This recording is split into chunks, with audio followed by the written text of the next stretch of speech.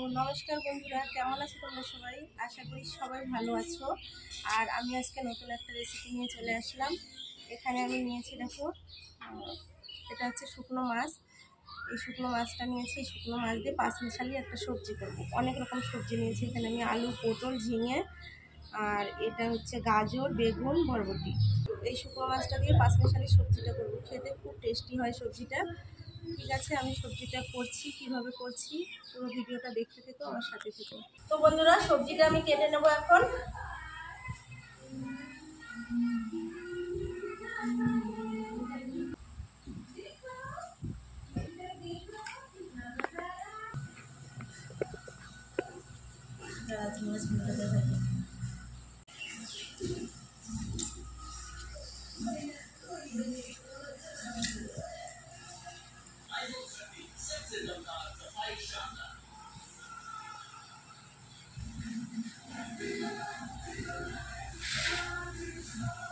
গাজর দিয়ে দেবো একটা।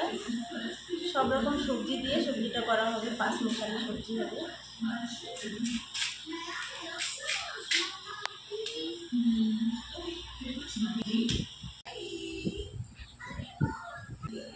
তো বন্ধুরা, সবজিটা পুরো কেটে নিয়েছি।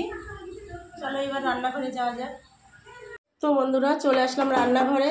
চলো ওভেনটা জ্বালিয়ে নিচ্ছি,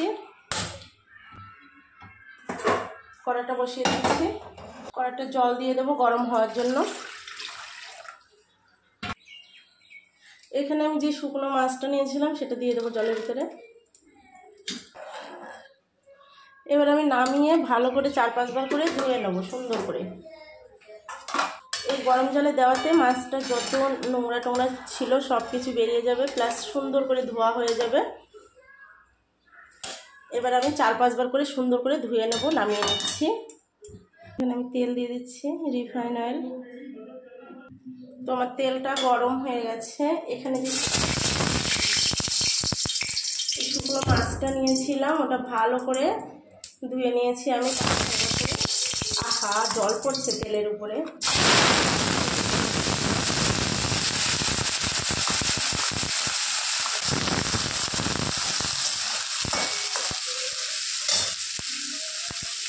এখানে পরিমাণ মতন একটু লবণ দিয়ে দেবো, আর একটু হালকা হলুদ দিয়ে দেবো।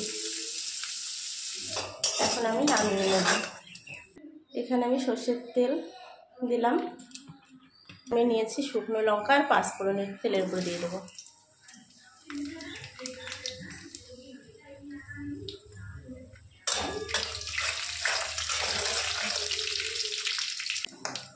এখানে আমি নিয়েছি রসুন থেতো করে নিয়েছি, আদা গ্রেট করে নিয়েছি, পেঁয়াজ কেটে নিয়েছি, আর লঙ্কা চিড়ে নিয়েছি।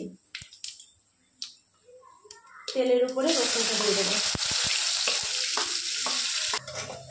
রসুনটা একটু ভাজা ভাজা হয়ে গেছে, হালকা লালচে হয়ে গেছে। এবার আমি তেলের উপরে পেঁয়াজ কুচিটা দিয়ে দেবো।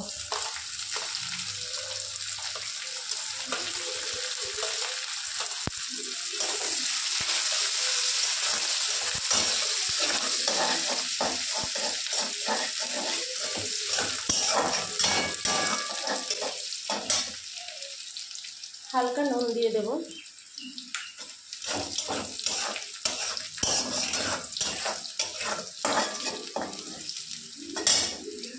এবার যে কাঁচা লঙ্কাটা চিড়ে রেখেছিলাম এটা দিয়ে দেবো।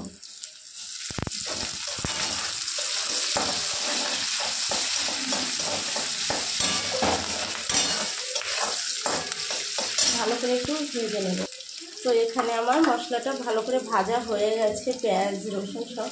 এখানে আদাটা আমি এখন দিয়ে দেবো। এবার একে একে যে সবজিটা কেটে রেখেছিলাম সবজিটা দিয়ে দেবো। প্রথম আমি আলুগুলো দিয়ে দেবো।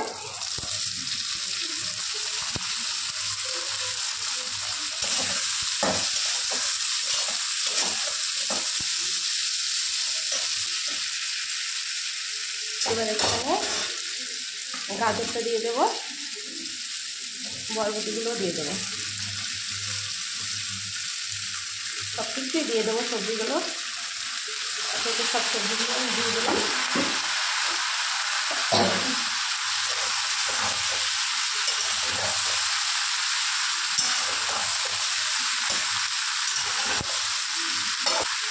পরিমাণ মতো নুন দিয়ে দেবো, হলুদ গুঁড়ো পরিমাণ মতন,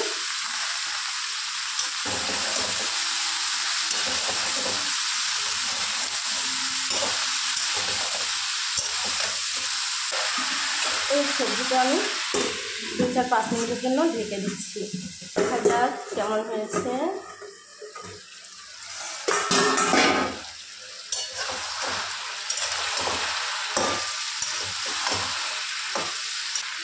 এই মাছগুলো দিয়ে দেবো আমি।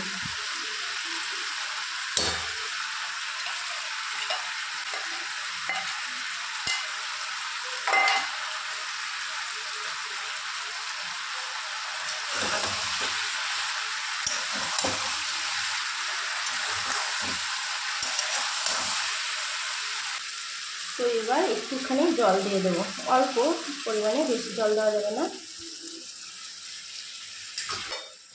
এই সবজিটা পুরো শুকনো শুকনো হবে, তার জন্য অল্প পরিমাণে জল দিতে হবে।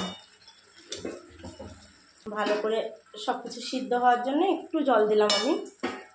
এবার আবার ঢেকে দেবো, 10 মিনিটের জন্য ঢেকে দিচ্ছি। 10 মিনিট জাল হয়ে গেছে, ঢাকনাটা খুলে নেব।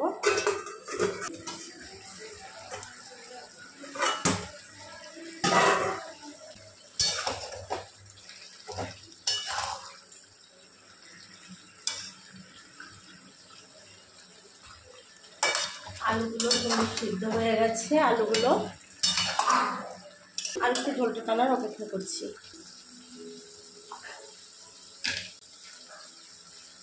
এখানে আমি আদা আর জিরা বেটে রেখেছিলাম, এটা আমি দিয়ে দেবো উপর দিয়ে। এটা হচ্ছে ভাজা আদা জিরে বাটা,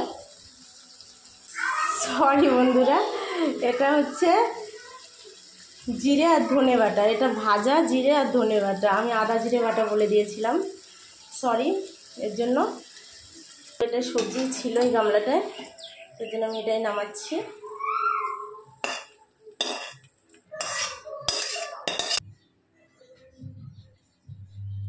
এই সবজিটা বুঝলে বন্ধুরা, রুটির সাথেও ভালো লাগে, ভাতের সাথেও ভালো লাগে। তুমি যার সাথে খুশি তার সাথেই খেতে পারবে, ভাত রুটি দুটোর সাথেই খেতে পারবে। আর যে যে খাও না শুকনো মাছ, তাদেরকে আর কি বলবো, ঘৃণা করো না, কেননা এই মাছটা অনেক লোকই খায়, আবার অনেক লোক খায় না। আমার ভালো লাগলো তাই আমি রেসিপিটা বানালাম, তোমাদের যদি ভালো লাগে তোমরা দেখো। রান্না বান্না কমপ্লিট, আমি এখন খেতে বসছি।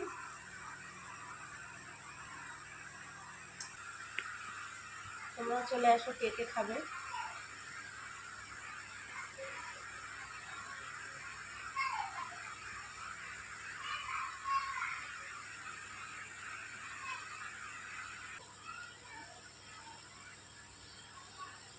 তো তরকারিটা খুব সুন্দর হয়েছে, তোমরাও এইভাবে ঘরে করে খেয়ে দেখো। তো ভিডিওটা এখানে শেষ করছি।